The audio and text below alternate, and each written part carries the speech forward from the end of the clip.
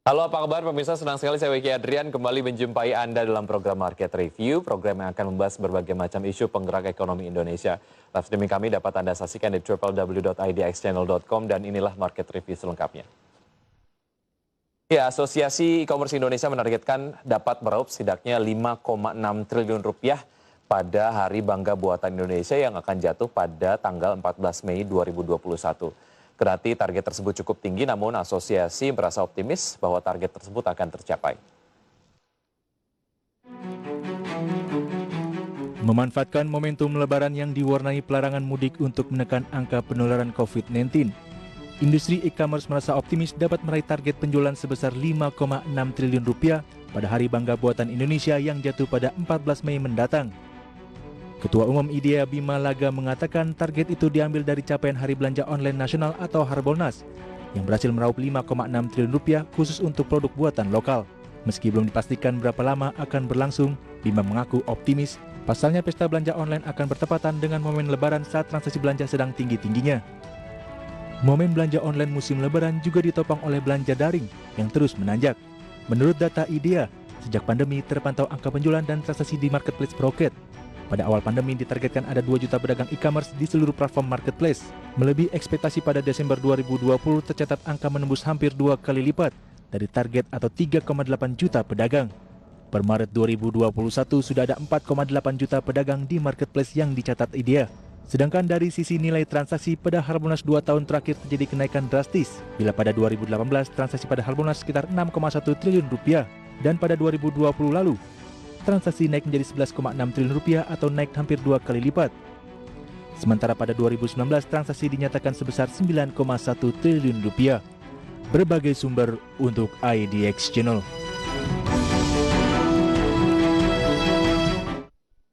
Ya, pemirsa, untuk membahas tema kita di paruh pertama di Market Review mengenai geliat ekonomi digital di musim Lebaran tahun 2021 sudah terhubung melalui aplikasi Zoom Bapak Ibrahim Khalilur Rahman. Beliau adalah pengamat ekonomi digital UI dan Kepala Samudra Indonesia Research Initiative atau SIRI. Selamat pagi, Pak Ibrahim.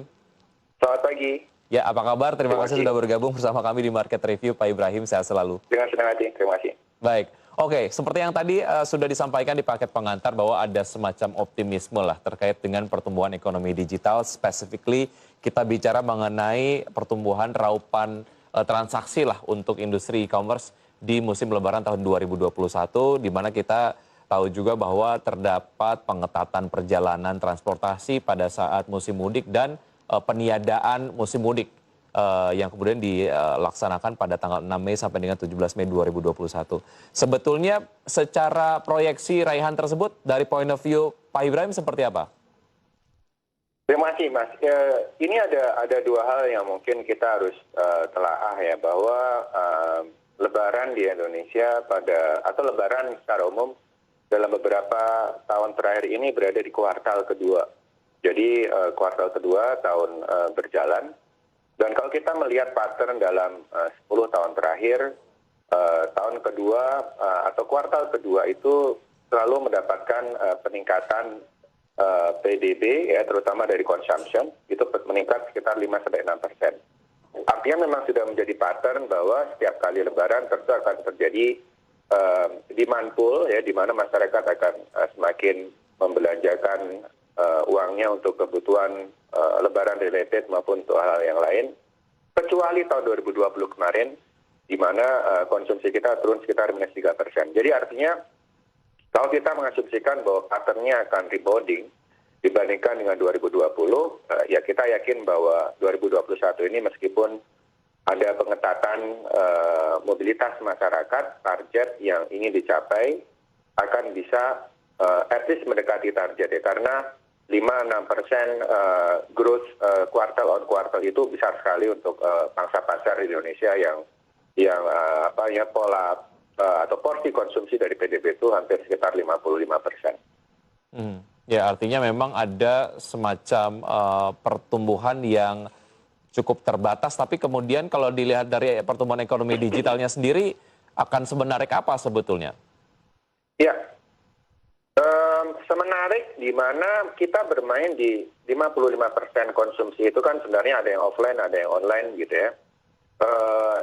Dan seberapa besar komplementasi complementary dan substitusi dari digital tools bisa memfasilitasi belanja dari masyarakat.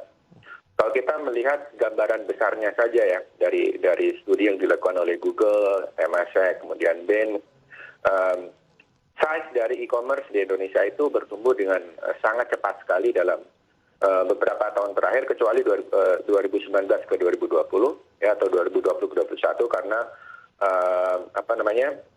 of course karena tekanan pandemik menyebabkan size-nya tidak membesar. Namun tetap kalau kita melihat compound annual growth rate dari beberapa tahun terakhir itu bisa sampai 54%. Ya, dan itu merupakan satu stimulus yang besar untuk negara dengan pangsa pasar yang sangat besar seperti Indonesia. Jadi kalau kita lihat proyeksi dari Google Temasek misalnya menjelaskan bahwa gross merchandise value dari internet ekonomi itu akan meningkat 23% annually dari tahun 2020-2025 ya. Tentu skenario dibuat sebelum adanya pandemik. Dengan demikian kita masih sangat yakin sebenarnya porsi e-commerce ini akan meningkat kalau kita melihat pattern yang ada dalam beberapa tahun terakhir. Oke, ya. Kalau kita lihat dari beberapa analisa lah yang sudah disampaikan oleh teman-teman ekonom bahwa sebetulnya pelarangan mudik yang terjadi tahun 2021 ini akan mempengaruhi minat dari masyarakat untuk melakukan konsumsi lah. Tentu saja ada excitement tersendiri ketika kita kemudian menemui keluarga, mengenakan baju baru dan lain sebagainya, ataupun memberikan oleh-oleh dan lain-lain. Tapi ketika mudik itu dilarang, ada pengaruh lah yang ditimbulkan. Mereka kemudian ataupun masyarakat merasa tidak terlalu semangat lah untuk berbelanja ataupun melakukan konsumsi. Kalau kita spesifik bicara mengenai apa yang dilakukan oleh masyarakat di pembelanjaan online ataupun di e-commerce, apakah pelarangan mudik ini akan cukup berdampak signifikan juga, Pak Ibrahim? Menurut saya akan besar sekali ya. Kita mengenal demonstration effect ya kalau di ekonomi. Yang lain begini, kita begitu. Yang lain beli mobil, kita beli mobil baru. Yang lain beli baju bagus, kita beli baju bagus baru. Jadi tentu dengan isolating kondisi mudik hanya di tempat masing-masing, tentu akan menekan beberapa pembelanjaan yang biasanya khas terjadi di masa Lebaran. Ya misalnya mungkin kita tidak akan membeli baju baru sebanyak ketika masa pandemik, di mana kita harus melakukan silaturahmi dari rumah ke rumah, atau ada annual gathering atau apapun, reuni keluarga atau reuni sekolah misalnya, reuni keluarga besar. Jadi saya pikir akan ada tekanan di barang-barang yang sifatnya yang sifatnya khas di bulan-bulan Lebaran. Tapi saya pikir masih akan ada potensi yang sangat besar di kelompok makanan, Mas Wiki, karena bagaimanapun secara historis, be it driven by digital sector atau tidak, kelompok makanan ini selalu menjadi penyumbang inflasi yang besar di Indonesia, ya terutama menjelang Lebaran. Saya catat 10 tahun terakhir di average sekitar 4%, sandang di 5%. Jadi dua komponen yang paling tinggi dari komponen Consumer Price Index atau IHK kita adalah makanan dan sandang. Dan itu kemudian untuk sandang mungkin akan turun ya karena Lebarannya tidak bisa pameran, tidak bisa reuni keluarga. Tapi makanan tetap saja gitu ya, reuni kecil di rumah atau apapun. I think demand for foods atau food product masih akan jadi sumber utama yang akan mendrive penjualan e-commerce di Lebaran 2021. Oke, berbagai macam kreativitas lah dilakukan oleh platform e-commerce ataupun mungkin dari sisi pemerintah untuk tetap menjaga selera dari masyarakat sendiri untuk terus melakukan konsumsi pada saat mudik ini dilarang agar pertumbuhan ekonomi dapat disokong di situ. Tapi kalau kita lihat salah satunya adalah yang dilakukan oleh teman-teman platform e-commerce di tanggal 14 Mei 2021, mereka kemudian menggelar program Bangga Buatan Indonesia secara momentum juga ini sangat berdekatan dengan Lebaran.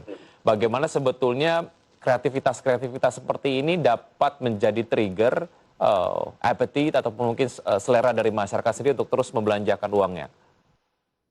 Ya, sebenarnya kan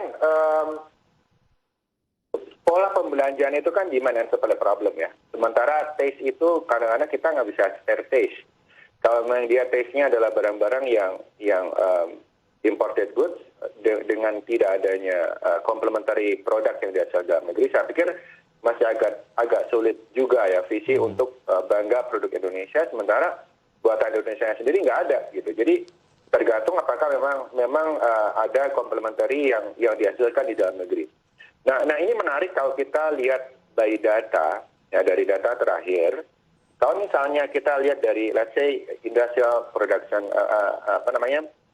industrial production index ya, atau kita menyebutnya sebagai PMI index, Purchasing Manager Index. Memang bulan Februari, bulan Maret ini kita mulai rebound dibandingkan dengan, let's say, kuartal 4 2020 misalnya. Tapi apakah itu sudah cukup untuk menyediakan barang kebutuhan domestik?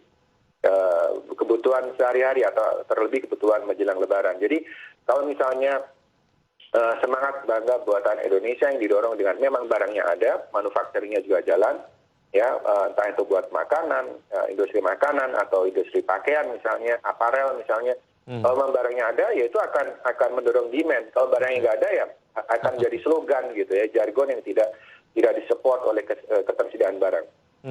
Jadi menurut saya shortly ya untuk men-trigger kenaikan demand, saya pikir upaya yang bagus atau harus dipastikan memang kita memiliki stok barang buatan Indonesia untuk mensubstitusi barang-barang luar negeri yang mungkin sudah lama membanjiri produk kita. Ya, itu memang menjadi sebuah pekerjaan besar dari sisi produsennya sendiri, dari platform e-commerce sendiri, kemudian juga dari pemerintah sendiri begitu ya. Oke, Ya, kita akan jeda sejenak Pak Ibrahim, kita akan lanjutkan usaha jeda berikut ini, dan pemirsa tetap di Market Review, usaha jeda kami akan segera kembali.